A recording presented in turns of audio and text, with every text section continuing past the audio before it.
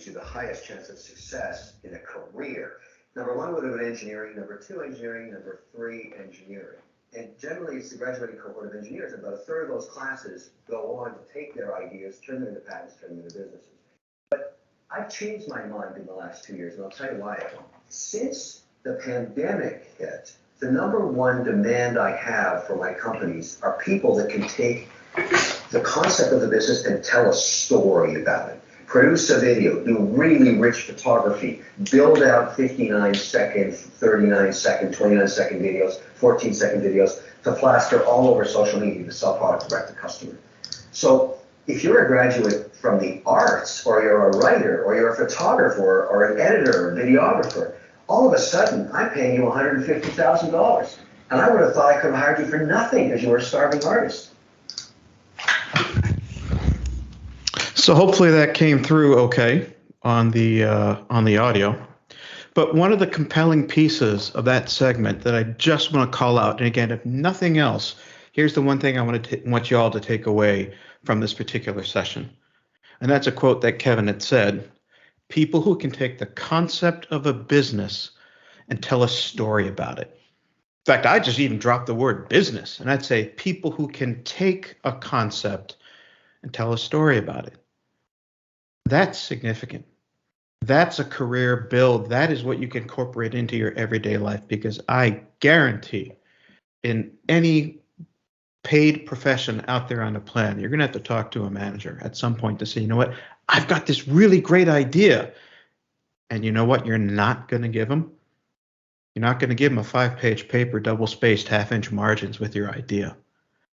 You're going to show them some kind of digital construct, something that came out of your head through your hands and pushed onto the screen, whether it was a well laid out look and feel of print. Now, it's not me saying print is dead, but it's not going to be a traditional text on a page. It'd be some kind of magazine layout. It could be an infographic. It could be a mobile app. It could be a video. It could be an audio. It could be a podcast.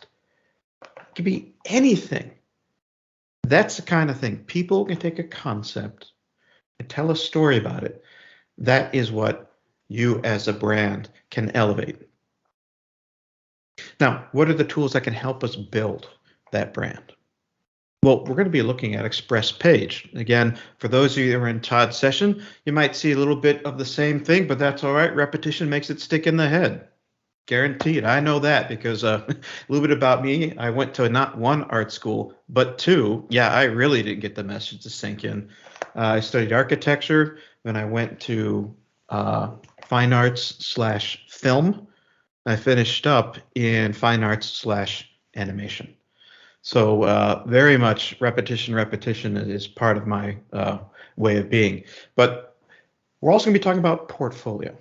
Now, you saw a little bit of portfolio, again, if you were in Todd's session, about the piece that Central to VCU, Virginia Commonwealth University, had made regarding the Black Lives Matter movement. Portfolio holds your site. In fact, you can consider Portfolio as Adobe's site builder. And given time, we'll look at Behance, which is, again, an Adobe environment, but it's a global context of what brand and brand elements can come together. And there's a wonderful story that I'm going to tell at the end of the session. If somebody throw it in the chat about the last cover art or the last album art that Pink Floyd had came through Behance. So leave you a little bit with that. So let's look at aspects of portfolio, digital portfolio. Why am I making a big deal out of this? And quite honestly, I remember the days when, again, being at art school, I had to carry the great big uncomfortable black 3-foot by 2-foot flapping in the breeze with the plastic handles that cut into your head that would bump into people on the subway, either in Boston or Brooklyn, New York, where I finished up school. Or it was slides. I was also in the slide era too, where I had to have those plastic sleeves and the old 8-power loop you'd stick in your eye, and hopefully there would be somebody there to look at those slides, an appropriate light table, and then maybe you would need to make copies of VHS content because you had to take your animations, lay them off onto tape. But then when you had to send your portfolio out to schools, that was 3 things I had to accommodate for: originals, stills, and now videos. Geez, Rhode Island School of Design forgot where mine was, lost it, didn't give it back to me. All of that's changed. But, kind of the ideal example of a portfolio, the Codex by Da Vinci, certainly not shareable because it's very much under glass in the Vatican. But we have adapted upon this idea. But I love portfolios that show process, because it's not enough to show the finished work. I think it shows more for you as your brand. The idea came from your head. Let's get that onto the screen. What steps did I take to move it from A to B to Z to D to completion? And then where's my finished piece? So me, I'm all about the why. Why is so entrenched in brand. Why did we pick this subject? Why do we describe the subject in this fashion? Why did we take the steps in order to convey intent clear through to completion? So this digital portfolio becomes this next gen way of the professional way to show your work. And most definitely, we never leave the house without our phone. It needs to be a consumable, mobile capable means of showing your brand, your ability to understand and take a concept and then tell a story about it. Because it shows that you're more than just a transcript and a resume. A resume is one bullet item that says, I did this. And a transcript is, I took this course. It doesn't tell anybody about how you think. And that's what a digital portfolio does. It tells you others how you think, how you convey, why you made those choices, why you went that direction with your digital storytelling. It definitely increases your online brand, because we know we probably Googled ourselves, right? And we see what is present with our last name. Well, let's give them something real snappy to look at. A solid digital portfolio that makes a wonderful, great first impression. And most definitely, it is flexible, because these can change over time. Your portfolio of work, which again, you might have remembered seeing the Valentina Arizmendi if you're in Todd's earlier session. I'll show a little bit about it as well, about how she built what she built. But just a quick word about what is Adobe Portfolio, the second tool we'll be getting to when I start to look at how do we build what we build. I'm just going to roll this footage. It's about 1 minute, 20 seconds.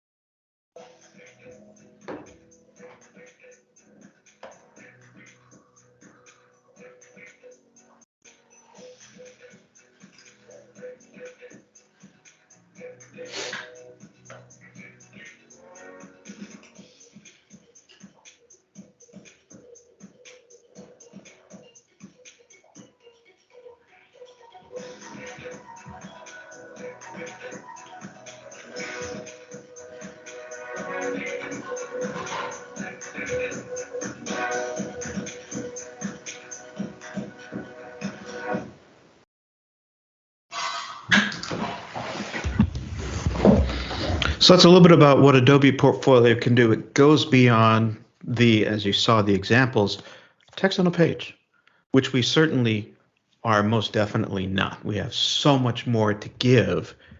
We very much need to show people we have that much more to give through our portfolio, through our brand and our brand escalation.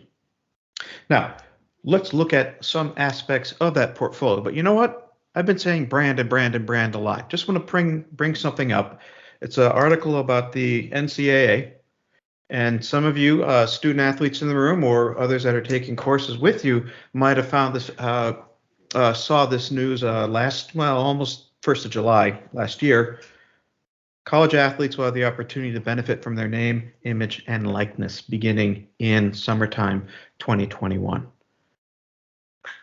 Well, that means these student athletes can now advocate for themselves, brand themselves, and be able to market themselves.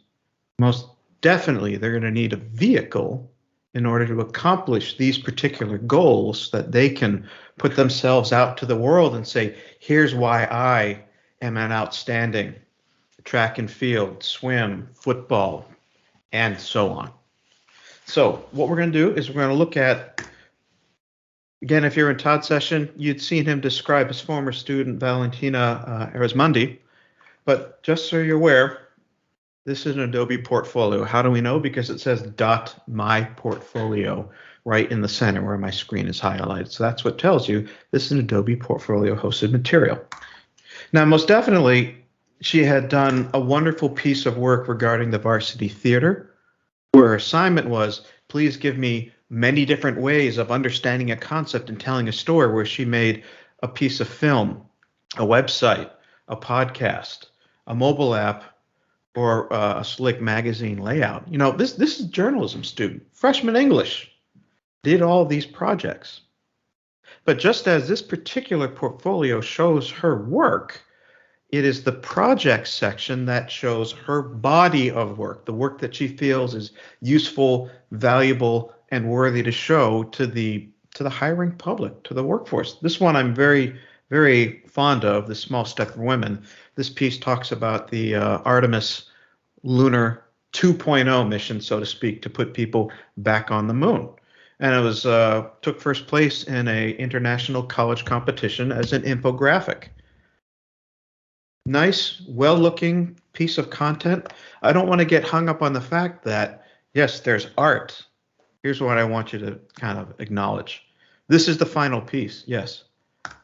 But it shows how she started and why she took the directions she took. So she started with an image of that piece of art, drew it by hand, now is showing digital facility by taking it into an application, showing technical competence by showing more of this application use, finessing the idea, adding some additional content, and then turning it into the final finished piece that you see in front of you. So again, I find it is so effective to show how did I get to the brilliant image that I see on screen. You show the steps that lead to the completion of the goal, because now you're introducing thought process and understanding that concept, telling a story about it. Strong aspect of personal brand. Another view of this is the work done by Kelsey Choate, another student. She puts her mission statement in front of everybody for us to read. It's our mission to embody the relentless pursuit of self-actualization. And she was a student at Northern Illinois University, but in her lens of how she promotes her brand, she shows sports, in this case, the soccer team, that framed her context of the world, teamwork, overcoming adversity. We're looking at an Express page, which is a long format HTML environment. But she's kind of saying, why did I become the person I am, and why am I putting this into this particular framework as a brand embellishment? This is me, and this is how she's conveying it. And it's a really nice statement talking about resiliency, showing perseverance driven by the belief that we'll overcome. Good statement in the last 2 years of the global goings on. But yet, an Adobe piece of tech was used, in this case, Creative Cloud Express, in order to build her story of how she's portraying herself to the world at large. And it just kind of breezed past that quickly. It says, I grow to I grow. Eventually, she ends up getting a job at Adobe, but then it becomes more of an example of what has she done in the role, and now it becomes much like anybody in sales or marketing. You definitely need to understand a concept in order to convey intent and convey a story. So Valentina took the approach of making a site in and of itself, and Kelsey took the approach of making a long format HTML page to convey the same example. Two different ways of putting their brand, out into the world. That being said, let's take a look at how these elements were built. What did they do in order to put these compositions together? One last piece I want to show, Get Noticed, Get Hired. All these links and all these pages that I'm showing you I'll be happy to provide after the session is over in about a day or so. You'll be getting my colleague Steve Watson will be putting together an email. I'll be providing him these links that he will then forward on to Elaine, and then participants will receive these particular links. So don't worry about not writing all these links down. You're going to get them. But what we're going to shift now into is how can we build what we need to build? And with that, I'm going to launch Express. Express.adobe.com. This used to be Spark for those of you that used Spark. We had a name change and a brand change in December. It is the same embodiment of the tool, but with some key differentiations between what Spark used to be and what Express will now become. It is a browser-based application. So go ahead, pick any browser, put in express.adobe.com, put in your credentials, and your credentials will then allow you to gain access to your work and your materials. Equally, there is a mobile app that does the same thing called CC Express. All you have to do is go to the Apple Store, type out CC Express, and you'll see that mobile app. It is the black icon with the rainbow cloud. Same credentials work in the mobile app too. So we very much want to say innovation does not strike you only at your desk. Innovation you carry in your back pocket, the means of getting the idea through your head and hands and onto a screen. Your phone can be that innovation. But this application, certainly when you want to make something, you click on that plus sign. That's what I just did. Click that plus sign. You'll see the typical Spark elements that were there up until December. Creating graphics, creating social media content, creating icons and logos, making web pages and video. What's different are the quick actions. So much as you have that fantastic Delphi space in which to walk in and create what you need and kind of push the limits of your vision, I'd like to consider Creative Cloud Express, formerly Spark, now called Creative Cloud Express, is a digital makerspace. As in, I need to make a piece of content of whatever nature, and I can start to use other features from other applications that come into this world. This kind of stuff like resize image or moving background that used to be in Photoshop. I could do it in Express now.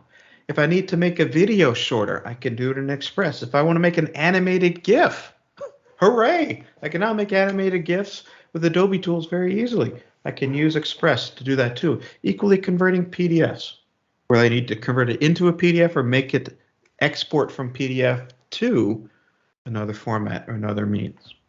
All done through Express. You're just seeing the horizontal version, image, video, and PDF where I'm clicking down here. We just saw that in that purple plus sign as well too. Lots of templates. Again, I'm a big fan of templates. There's no innovation in a vacuum. Don't be afraid of templates. Change the content up, but it's a starting place. I used to read ComArts, Communication Arts, faithfully every month, get the expensive magazine, and even look forward to the annual version that came out once a year with a big DVD in the back pocket that cost $30. A lot of money back in the day for me, and I just look forward to it and just devour it. So I love templates. Take them and use them as a jumping off point. But for the work I want us to create, sorry, knocked over my tea mug here. I want to click on that plus sign and go to create a web page. Because this web page, if again you are in Todd's session, you'd seen how he provided those 10 steps. That being said, what I'm going to do is I'm just going to drop out of presentation mode, and I'm going to copy that, and I'm going to put it right into the chat. So you all have it. And there's the chat. And in we go. There. That link that I just shared will be the step-by-step variation of the material that I'm going to march us through in a fairly smart fashion to get us through to other subjects and complete our session by 6 o'clock.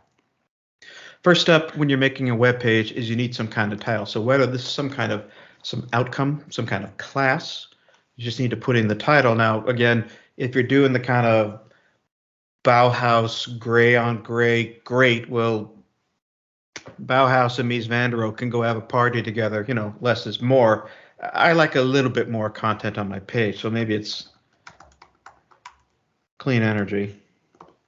with a subtitle, and then that could be the class, or it could be the subcontext that will provide more reference material for the point of this piece.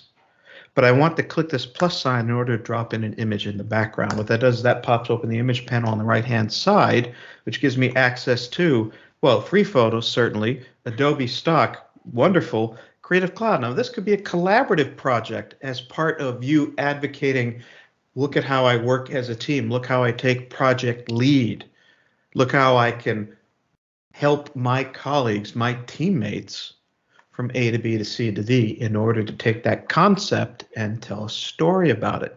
So Creative Cloud just ties to your cloud space that you store content. As well as I can tie right into Lightroom, Creative Cloud Lightroom, or Lightroom CC, where I store all my visual assets. In this case, I'm just going to do find free photos because I'm a little pressed for time, and maybe it's wind turbines. And I can scroll through this list. Pretty good collection of materials. Maybe it's this one. I'm liking this. Go green. Wonderful. Now all I do is just scroll down. When you roll down with the mouse, you can add the materials that can help you build what this concept is and show how you can tell a story about it. So I can put in a photo, piece of text, buttons, videos, grids, glides, or split. In this case, I'm going to click on the text, so I'm able to type out whatever I want to type out. Now, what I had done is I had gone to the website lipsum.com, kind of an old standby if you've done any time in the print industry, mocking up text. It's just a fast way of getting artificial copy into my page. I'm going to add a couple breaks, and I can click on this first and make it a headline. Maybe I want to center this. Maybe I click on this piece of text and make it a subhead. Maybe it's a pull quote. You notice how these have a particular look and feel. The theme controls my font, my color choice, and the structure of this document. The advantage is I don't need to know HTML code in order to put this page together. I can use these themes, which are pre-built and pre-composed of a look and feel. Through that, I can choose, well, maybe I'm liking Luca. Resets the page. Maybe I like Wellesley. Resets the page. In fact, I like Wellesley. I like the look and feel. I'm going to stick with it. So themes can change as you need them. I can come back to this page a year later and change the theme, and it's not going to destroy any of my content. I close theme, and now I can look at this text, and I can even turn this text into bullet points by clicking and saying that's bullet number 1, number 2, and number 3. Text goes right on the page. Fantastic. Now, if I want to add imagery to help support my story, even if I want to add video to help support my story, I click on the video icon. Now, this will tell me add a link from YouTube Video or Creative Cloud in order to show your video. I can't upload video, but I can pick video that is streamed. So I choose a video that I had already just scrolled through in YouTube ahead of time, and I put in some video to help tell my narrative. Easy. I can add photos as well, too. I can click on that photo to go back and get more photos. Now, I was just remembering that I was searching for wind turbines. Great. Let's see. I'm liking this one. And I can choose how do I wish to make it fill this screen. Now, whether it's inline or fill or window or full width, I can choose how this is portrayed.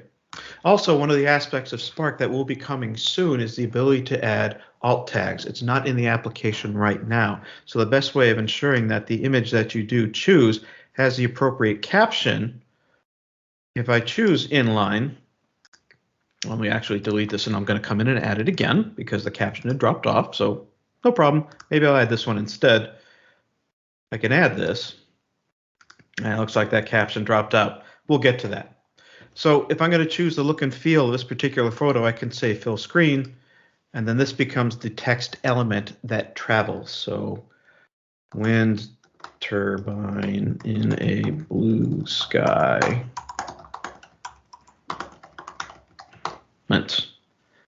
My keyboard's from 2017, so it's starting to get a little aged. So as I scroll, all I'm doing is just rolling the mouse wheel. Roll the mouse wheel up, read this content. Now, if I choose the photo, maybe it's inline.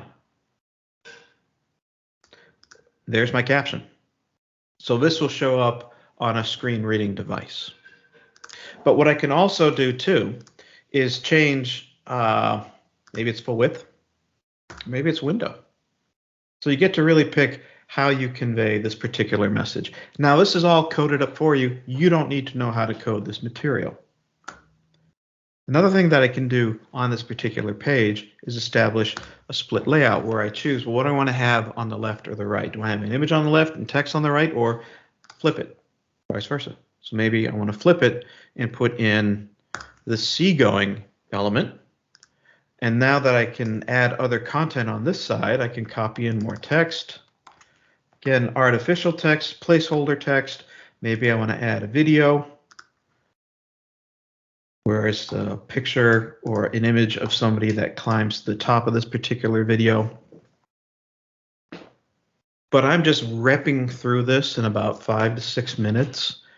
Give this yourself about 30 minutes and you can generally put together a wonderful story that'll better convey and show that you understand a concept.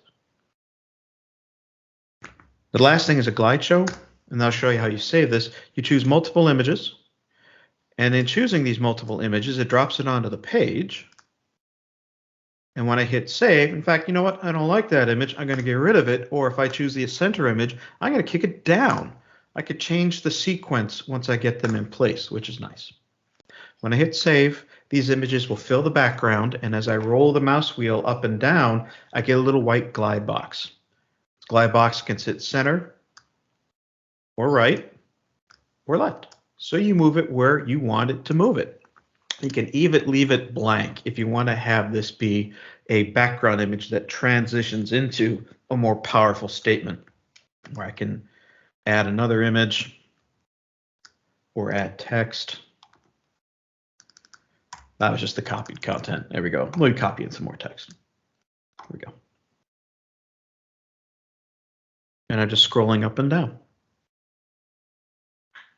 So very rapidly, we looked at how we can put together and use Express long format HTML, much like we'd seen earlier from Kelsey Chope.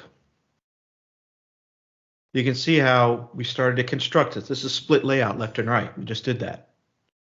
This is a photo grid, or big part. This is a glide show because the centerpiece is gliding up the center. Piece of video, split layout, left, right. Another glide show. The more you play around with this, the more familiar and easier it becomes to build these elements.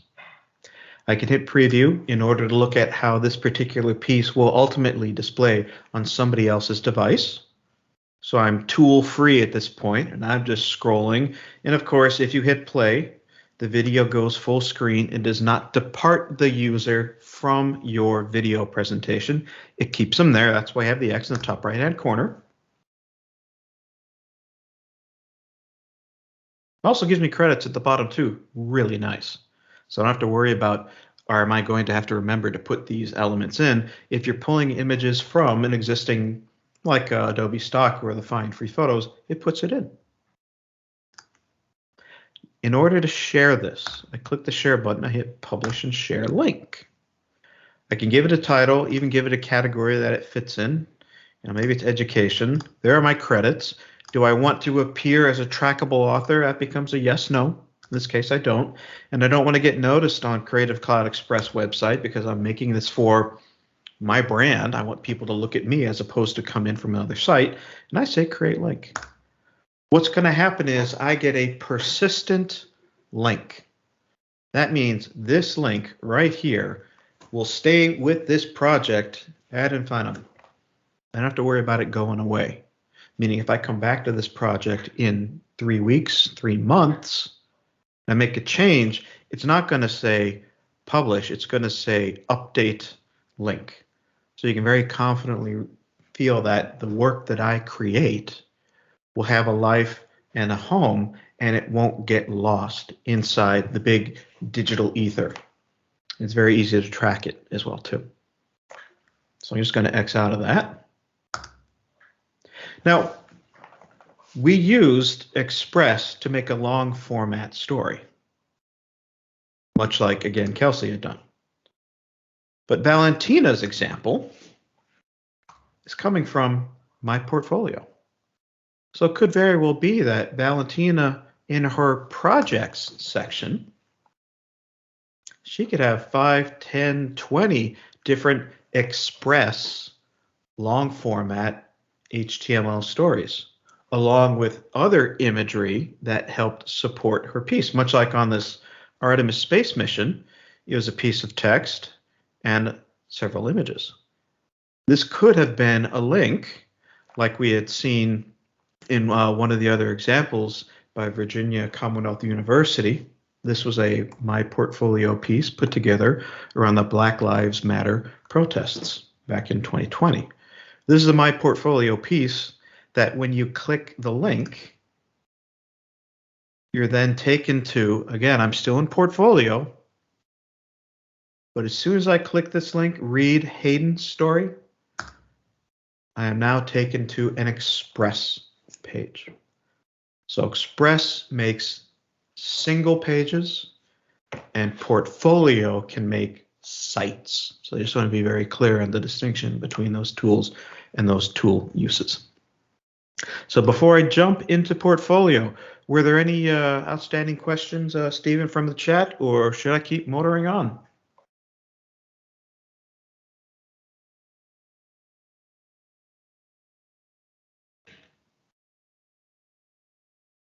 Well, I'll take silence as nothing asked, so no problems there. I'll keep going.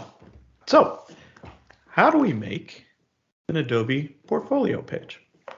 Well, again, it's browser-based. I come to portfolio.adobe.com. The first thing you do is you would log in this case, as we'd seen in Creative Cloud Express, those are my credentials.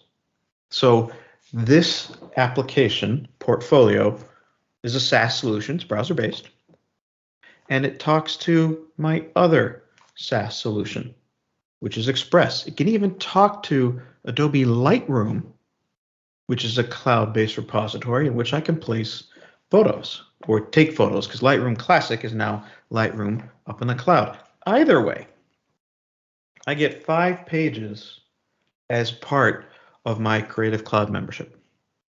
And you can take these pages up and unpublish them as you see fit. In this case, I've already got 1 page built. We will come back to that to see how something is put together. And I'm going to create a new site. Now, one thing that I do recommend before you start working on a portfolio is to please sketch out ahead of time, how do you want this site to look? What are your navigation choices? And where's your material? So before you do anything with Adobe Portfolio, try to have all the materials ready and assembled in one place that you know are going to end up landing as a showcase feature in your portfolio, which promotes you with your digital brand. Just giving you a little bit of experience, because boy, it hurts when you can't find what you need to find. So I'm going to hit Create New Site. It's going to ask me a question. Well, do you want to make a welcome page, which is a simple landing page, or do you want to make a full portfolio? You know, I'm interested in making a full portfolio. You see portfolio, think site. It also says, you know what? We don't want you to have to worry about code. In fact, we're going to give you look, feel, size, scale, font, color, padding, spacing, all through these pre-built and pre-made templates. We have Rose, Ludwig, Marina, Andreas, Mercedes, Thomas, Sawdust, and what have you. So I'm going to choose one of these. Maybe it is Sawdust. Now don't let the fact that Sawdust comes in with a whole bunch of stuff throw you. Every one of these elements can be clicked on, edited, deleted, removed, what have you. In fact, let's take it all the way back and just start from 0. So I'm going to X out of this, and I'm going to make a full portfolio. Now, it does force me to make a choice.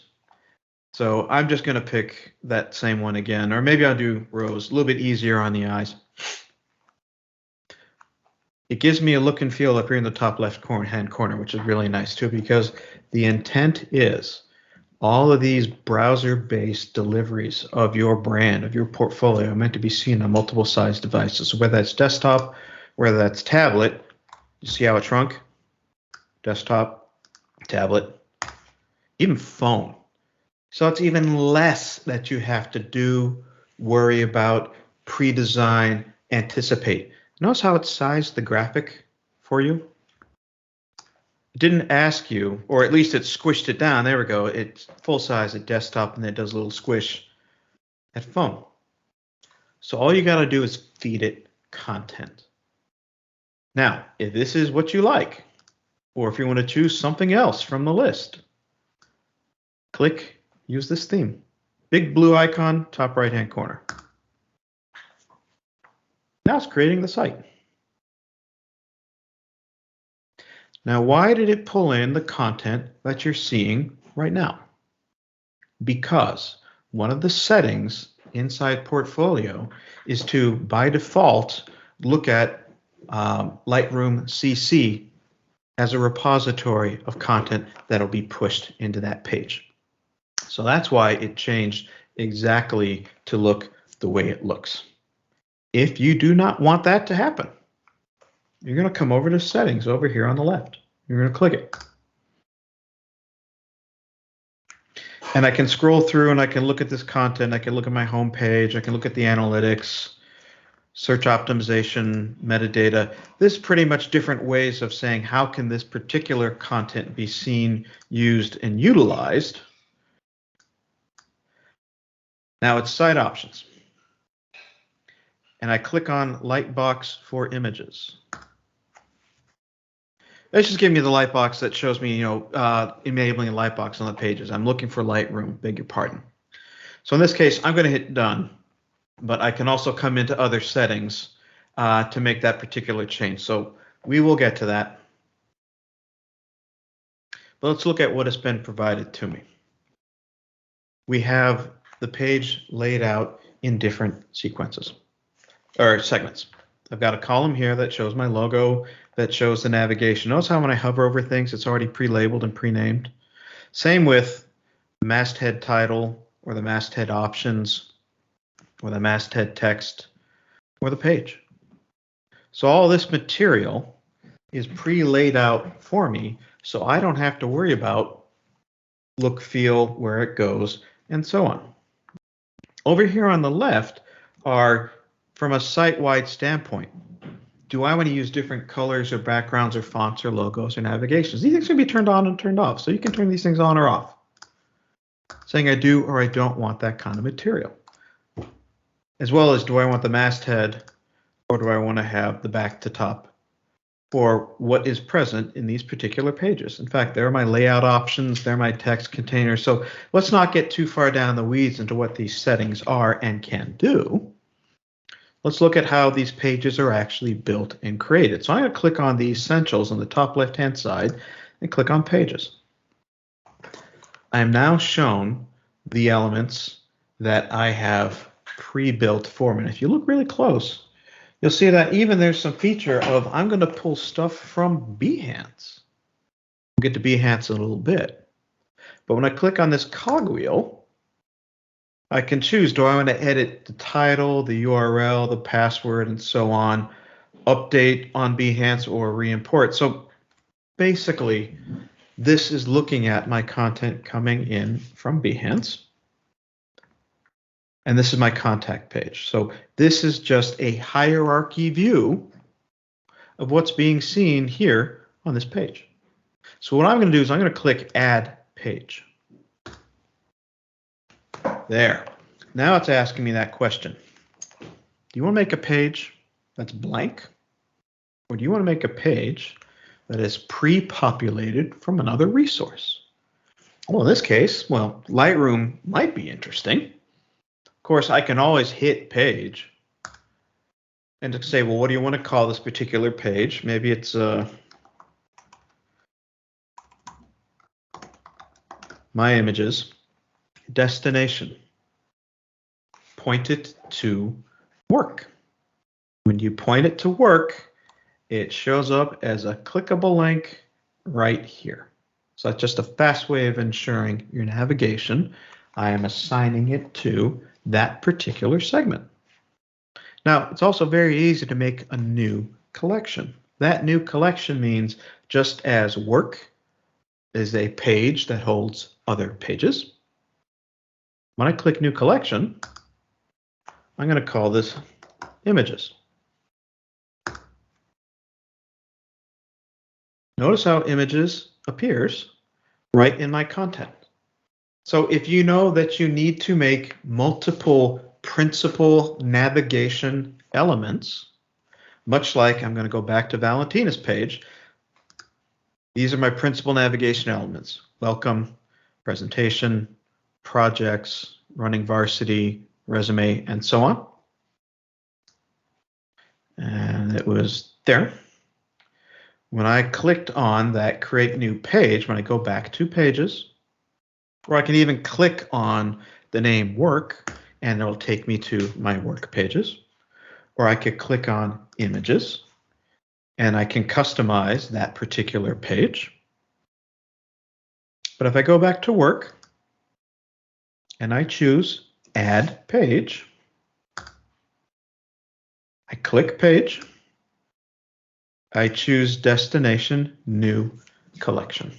Again, we have a link that we can provide about how you alter, edit, change, and create these particular pages. So if it's going too fast, don't worry, we'll be providing resources for you. New collection, more images.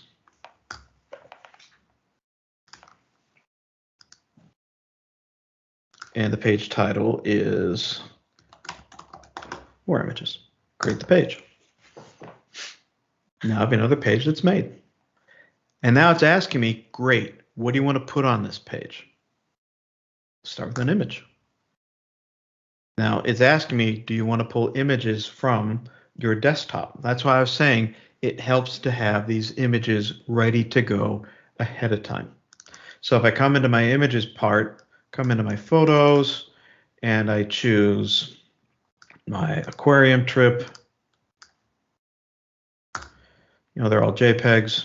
I can start with one image, and there they all are. If you wish to add more content, just like we saw on Express, you hover over to get the plus sign to say, I want to add more stuff. Well, what do you want to add? Images, text, photo grid, Lightroom, and so on.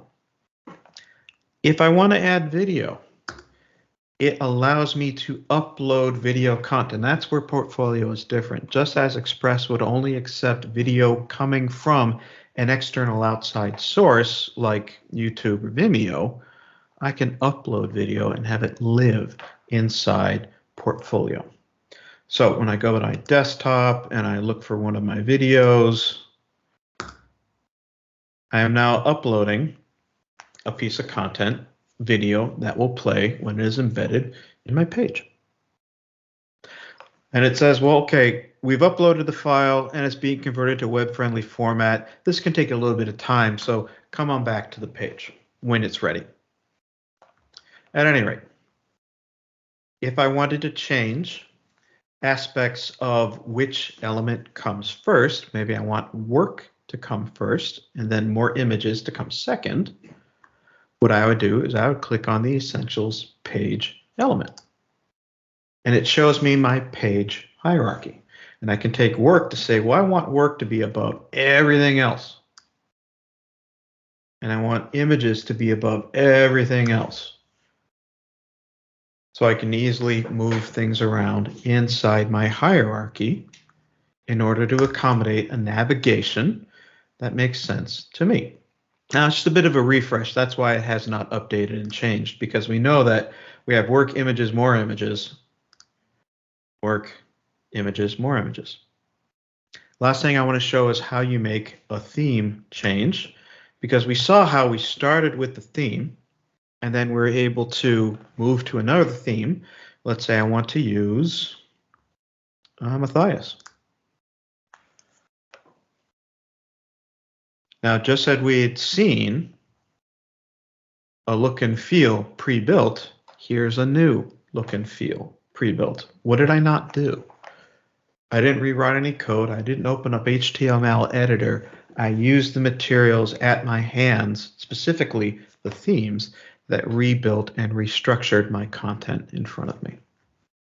So if I go back to my managed sites by clicking on my element, the icon in the top left-hand corner, you can see that, well, I've already published one site. I have a draft of another site. So if you wish to publish something, you can say edit, and then we have publish down here at the bottom left-hand corner. So all I have to do is just click on publish. And now this becomes a viable link that is now live. Rouse A84D, myportfolio.com.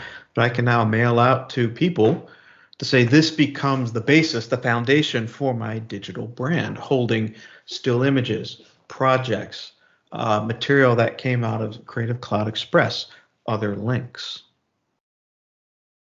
So if I just click back to the editor, I can now go back to my portfolio. And now I have 2 pages that have been published. So just as Express made single pages, much like we'd seen from Kelsey, long format content, Portfolio, like we saw from Valentina, allows me to have navigation. Navigation takes me to other pages which hold multiple pieces of content. Now, whether this link is a page I built in Portfolio, great. Or whether this link is a Express long format HTML page, great. And maybe this one's just a pile of visuals like this one was right here. 2 elements to start helping you form and craft your brand. Now, the little bit of time that I have left, I just want to take a side trip into Behance, because I'd started this conversation with, again, how did I get here?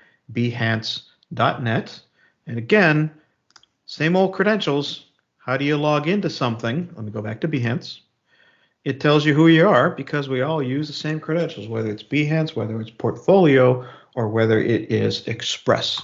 They all point to the same hunk of cloud space. Now, what is Behance? Behance is a global collection of visual sites. Now, I don't want you to feel like this is just straight up for the fine arts world. Maybe 10 years ago, you could consider it kind of like the Facebook for visual artists.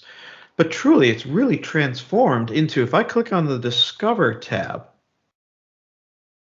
and that element lights up, I click on that triple dot, these are the types of things that are present inside the world of Behance. You know, it's graphic design, photography, illustration, 3D art, architecture, motion design, crafts, game design, creative challenges, advertising. Now, that story I was telling you about, Pink Floyd, the record album cover, one of my colleagues, Donna Caldwell, was following a Behance contributor. He was a 17-year-old gentleman from Egypt. And the marketing manager of Pink Floyd was cruising through Behance, saw this guy's work, reached out to this guy through Behance and said, I love what you've built. How would you like to create the last album cover for an epic band, Pink Floyd? And of course, he had said yes, and, you know, history's in the making. But what did not occur? These 2 people did not know each other. They had no industry connections, no industry ties. Nobody's in the music business. The artist was not in the music business. His work was put in a global environment that encourages seeking input, as well as I'm able to follow other artists to get inspiration. And that marketing manager found his work, and he has the last album cover. It's a wonderful story. You're also able to create a page briefly. Again, I'm just going to show you this briefly. Inside Behance, you do that by clicking on your share your work. Now, you notice how when I hover over share work, it says, what do you want to do? Do you want to build a project? Or do you want to do something that's going to inspire in 24 hours? Or do you want to live stream, meaning I'm going to show the world a quick video on how I put my concept becoming, this telling a story out for everybody to benefit from. I could build one of three things inside the world of Behance. If I click on my icon, I see the work that I have already published. Now, remember these aircraft and this motorcycle that we saw inside Portfolio? This is what it was pulling from. Now, I can edit this profile to say, well, where I am geography-wise, but most likely, if I click on Viking and Glacier, it's a collection of photos. A collection of photos that I acquired through my Creative Cloud integrations, specifically through Lightroom. So if I wanted to make a new project, what I do is I click on or hover over Share Your Work and Project. Looks pretty familiar, doesn't it? What do you want to have in your project? Imagery, text, photo grid, audio, video, integrate into Lightroom. Same with these elements over here on the side. So just as we'd seen this from the sense of continuity from, I'm starting in Express, I can add text, imagery, video. I want to create content in Portfolio. I can add text, video, imagery. I want to create content inside Behance. I can add imagery, text, photo, and materials. So we're trying to give you the same look and feel, the same treatment. So when you're in an environment and you need to shift from A to B and back to A, it becomes a manageable task with which you can add your content. So just to show you this Lightroom integration, I'm going to click on Lightroom. Now, again, it's credential based. It knows who I am. It points to Lightroom. So these are the credentials affiliated with me. Let's say I want to bring over these images that trip I took to Ireland about 7 years ago and import the selected. And in they come. There are my images. Now, I also could have as well made it into a photo grid by clicking on this grid icon at the very bottom. And again, it says, well, okay, great. You brought in 6 individual images. Do you want to grid up these images? Well, sure. I can click on Lightroom again and pick another one. Maybe it's Devil's Tower. Only 2, but hopefully you understand the point of this is I now bring those images in and they come in together as a grid. I could have done the same to this stack of imagery across the top as well too. All you do is you hover over areas. Now notice how it's not giving me a plus sign. That's all right. It's still the same logic. Hover over an area, click to add whatever it is you're interested in. Again, I'm going to put in some mock-up text, some lorem ipsum, put in my content.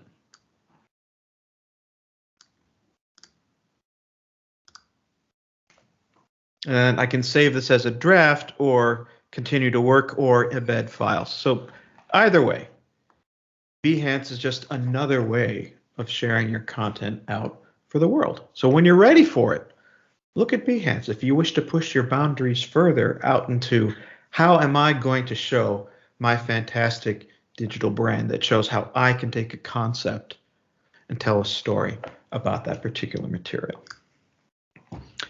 So we very much called up a lot of similar material, but hopefully you're able to kind of make that transition from tool to tool to tool. Just as Express can make long format HTML content, it is very happy to make other materials. We started with a web page, and again, it might hang on me, but that's okay. I'll just come back into it anyway. Express will let me make lots of content.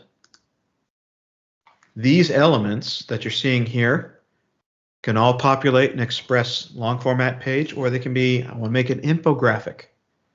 I want to make a custom size canvas in which I pour in my content, showing how I can tell my digital story.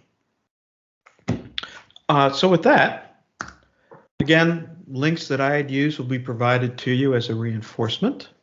And if there are any other questions that had come up, I'm just kind of going through the chat to see if there's anything.